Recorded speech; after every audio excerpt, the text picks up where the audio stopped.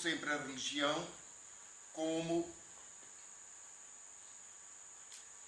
uma atividade muito pessoal, muito individual. Ele não era religioso porque os outros também eram. Ele era religioso porque ele próprio o queria ser. Sempre notei nele um desejo muito grande de seguir a sua vida, tomar as decisões que ele achava que eram melhores, mesmo que isso perturbasse, olhe, até mesmo que isso o fizesse sofrer. Houve tempos em que eram célebres as viagens que ele fazia de autostop. Ele corria o país e o estrangeiro sem pagar dinheiro, porque pedia boleia a toda a gente. Isto era mal visto naquele tempo, porque tudo lhe podia acontecer, quem é que ele podia encontrar no caminho. E essa foi uma das razões porque, quando terminámos os 12 anos de seminário, eu fui ordenado e ele não foi. O senhor bispo achava que ele não tinha a compostura, que ele não tinha a gravidade sacerdotal que se impunha.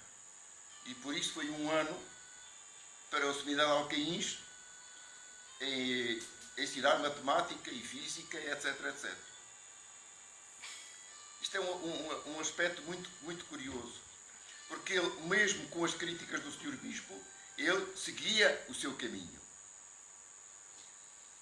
Mesmo depois a seguir, as decisões que ele tomou foram sempre muito na busca de um caminho pessoal de santificação, de um caminho pessoal de perfeição.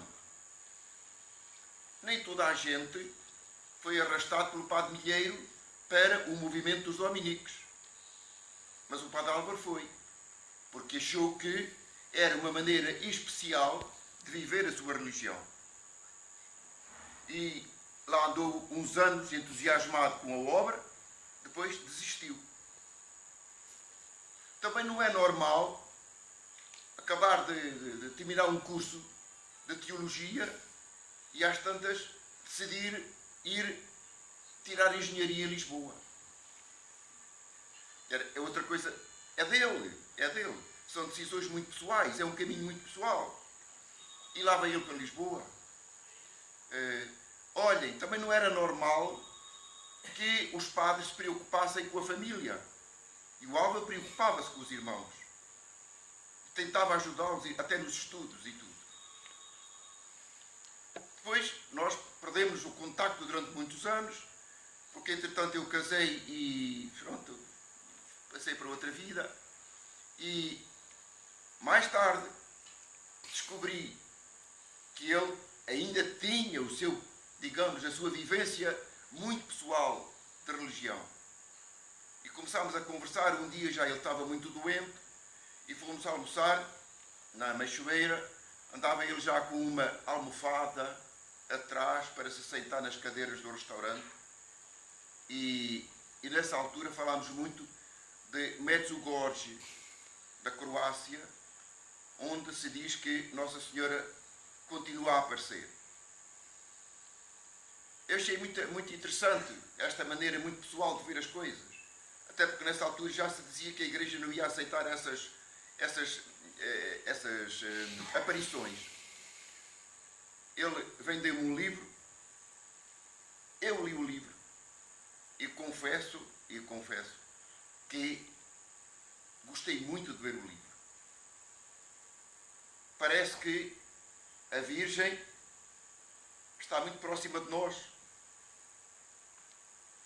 E à medida que os anos passam, eu notava que o Álvaro, já aprendi algumas coisas com ele depois disso, nas poucas vezes, infelizmente não o frequentei como devia, mas algumas vezes ele me deu a entender que ele vivia com Deus e para Deus, mas numa paz de espírito impressionante.